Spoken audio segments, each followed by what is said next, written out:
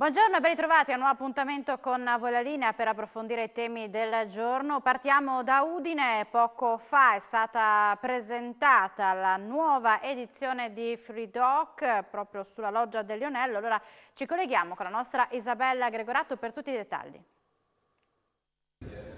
È previsto per l'8 settembre alle 17:30 il taglio del nastro di Friuli Doc, una 4 giorni dedicata a cultura, tradizioni, accanto a proposte vinicole ed enogastronomiche. In ogni piazza e via del centro, grazie anche alle Proloco, si potranno appunto degustare diversi prodotti, non mancheranno appunto le eccellenze friulane come il prosciutto di San Daniele, il montasio, le specialità della montagna, della collina e del mare.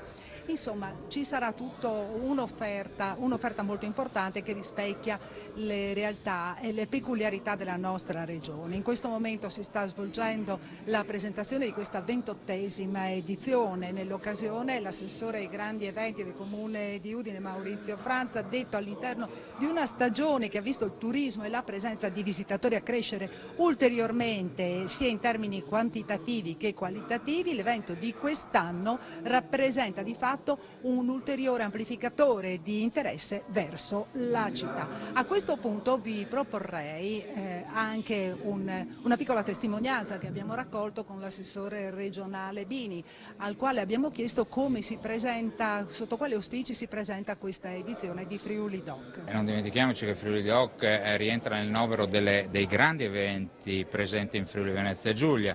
Indubbiamente quest'anno, dopo due, se non erro, manifestazioni ridotte, limitate, si torna a un evento tra virgolette normale, quindi ci sarà sicuramente maggior libertà di movimento, ci sarà sicuramente maggior afflusso da parte delle persone e soprattutto Friuli Doc quest'anno chiude quella che è una stagione estiva importantissima per la nostra regione, ma anche per il comune di Udine, che ha visto segnare del record di presenze significativo. Ed ora ci spostiamo a Pordenone, dove questa sera si terrà nella sede di Asconfcommercio una riunione nella quale si discuteranno le misure da adottare contro l'aumento spropositato delle bollette energetiche. Tra le possibilità la chiusura anticipata dei negozi e lo spegnimento delle vetrine. Sentiamo cosa ne pensano i commercianti. Il grande tema del giorno è quello come facciamo ad andare avanti, soprattutto i commercianti. Le proposte al vaglio sono quelle di chiudere anticipatamente le attività commerciali, si è pensato alle 18 e 18:30, oppure spegnere le vetrine. Come vede questa situazione? In questo periodo duro, soprattutto per la parte del commercio, sì, è necessario fare una protesta unita, che potrebbe essere appunto questa alla quale appena lei ha accennato, o addirittura un qualcosa di un po' più drastico, che questo viene da me come proposta personale, chiudere le attività commerciali per qualche giorno, un giorno, 2, 3, e una protesta deve essere fatta con unità. La situazione in questo momento è molto difficile ed è davanti agli occhi di tutti.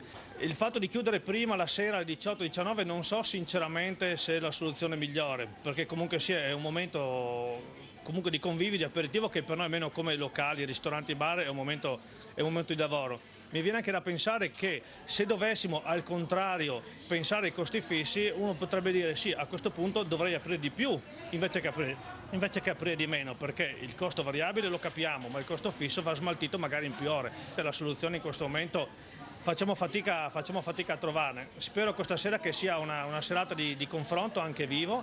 Io sinceramente sono, per quanto non sia belligerante, ma sono anche per delle manifestazioni pacifiche, manifestazioni in piazza, perché siamo tutti nella stessa situazione. Io non vedo nessuna soluzione in questo tipo di chiudere le luci, no. L'importante è a monte cosa fanno pagare la luce, dove vanno tutti questi soldi. Questa roba qua sapevano già da tanti anni, dovevano pensarci prima, adesso ci mettono in ginocchio, chiudiamo tutti e non ci danno il reddito di cittadinanza anche noi. Questa soluzione di chiudere le luci a me è come tagliarsi, perché soprattutto come si chiama, invece di tagliare la luce per risparmiare, facciamo una luminazione, una sì, una no, perché anche certa gente va a lavorare anche presto la mattina e non si può trovare la città tutta al buio.